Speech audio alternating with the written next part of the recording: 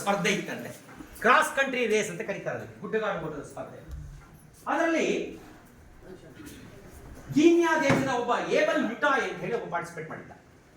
ಬಹಳ ಚೆನ್ನಾಗಿದೆ ಕತೆ, ಕೇಳಿಸ್ಕೊಳ್ಳಿ. ಅವನು ಒಲಿಂಪಿಕ್ ಅಲ್ಲಿ ಮೆಡಲ್ ಪಡೆದಂತ ಓಟಗಾರ, ಬಹಳ ಒಳ್ಳೆ ಓಟಗಾರ, ಏಬಲ್ ಮಿಟಾಯ್. ಈ ಗುಡ್ಡಗಾಡು ಓಟದ ಸ್ಪರ್ಧೆ ಅಂದ್ರೆ ಏನ್ ಗೊತ್ತಾ, ಈ ಒಂದು ಸ್ಟೇಡಿಯಂ ಇಂದ ಶುರು ಮಾಡ್ತಾರೆ. ಆಮೇಲೆ ಗುಡ್ಡ ಎಲ್ಲ ಸುತ್ತಿ, ನಮ್ಮ ಹೀಗೆ ಹೊಸದುರ್ಗದ ಗುಡ್ಡ ಇದ್ದಂಗೆ ಬೇರೆ ಬೇರೆ ಗುಡ್ಡಗಳನ್ನೆಲ್ಲ ಬಹಳ ಕಷ್ಟದೆಲ್ಲ ಇರುತ್ತೆ, ಎಲ್ಲ ಓಡಿ ಬಂದು ಮತ್ತೆ ಸ್ಟೇಡಿಯಂ ಅಲ್ಲಿ ಎಂಡ್ ಮಾಡಬೇಕು. ಸ್ಟೇಡಿಯಂ ಅಲ್ಲಿ ಫಿನಿಶಿಂಗ್ ಲೈನ್ ಇರುತ್ತೆ, ಯಾರು ಅದನ್ನ ಮೊದಲು ದಾಟ್ತಾರೋ ಅವ್ರು ವಿನ್ನರ್. ಆಯ್ತಾ?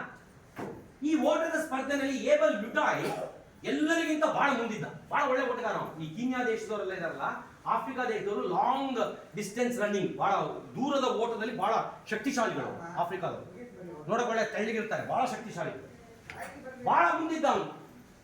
ಅವನು ಮಾತಾಡಬಾರ್ದು ಮಕ್ಕಳು. ಅವನು ಆ ಓಟವನ್ನು ಮುಗಿಸಿ ಬಂದ, ಸ್ಟೇಡಿಯಂಗೆ ಬಂದ, ಫಿನಿಶಿಂಗ್ ಲೈನ್ ದಾಟಬೇಕಲ್ಲ, ಅವನಿಗೆ ಗೊತ್ತಾಗ್ತಾ ಇಲ್ಲ, ಕನ್ಫ್ಯೂಸ್ ಆಗ. ಬಹಳ ಜನ ಇದ್ರು, ಸ್ಟೇಡಿಯಂ ತುಂಬಾ ಜನ ಇದ್ರು, ಎಲ್ಲ ಇದ್ದಾರೆ. ಅವನಿಗೆ ಕನ್ಫ್ಯೂಷನ್ ಹೇಗೆ ಎಲ್ಲಿದೆ ಅಂತ ಗೊತ್ತಾಗಿಲ್ಲ.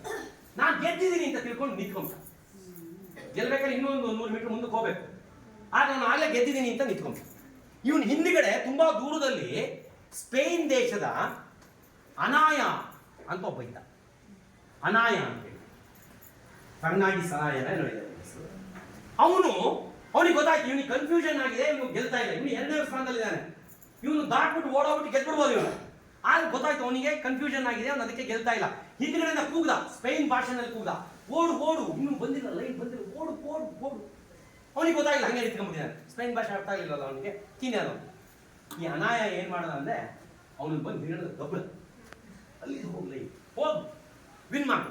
ಫಸ್ಟ್ ಬಂದು ಯಾರೋ ಮಿಟಾಯ್ ಫಸ್ಟ್ ಬಂದ, ಅನಾಯ ಪತ್ರಕರ್ತರು ಇಂಟರ್ವ್ಯೂ ಮಾಡುವಾಗ ಕೇಳಿದ್ರು, ನೀವು ನ್ಯಾಯಬದ್ಧವಾಗಿ ಗೆಲ್ಲಬಹುದಾಗಿತ್ತು, ಯಾಕಂದ್ರೆ ಅವನಿಗೆ ಕನ್ಫ್ಯೂಷನ್ ಆಗಿದ್ದ, ನೀವು ಓಡೋಗಿದ್ದ, ನೀವು ಗೆದ್ಬಿಡ್ತಿದ್ರಿ. ಯಾಕೆ ನೀವು ಗೆಲ್ಲಿಲ್ಲ, ಯಾಕೆ ಆ ಕೆಲಸ ಮಾಡಲಿಲ್ಲ? ನಿಮಗೆ ಗೋಲ್ಡ್ ಮೆಡಲ್ ಬರ್ತಿತ್ತಲ್ಲ, ನೀವು ಯಾಕೆ ಅದನ್ನ ಅವನಿಗೆ ಬಿಟ್ಕೊಟ್ರಿ? ಆಗ ಅವನು ಹೇಳಿದ ಮಾತಿದೆಯಲ್ಲ, ಬಹಳ ಅದ್ಭುತವಾದ ಮಾತು.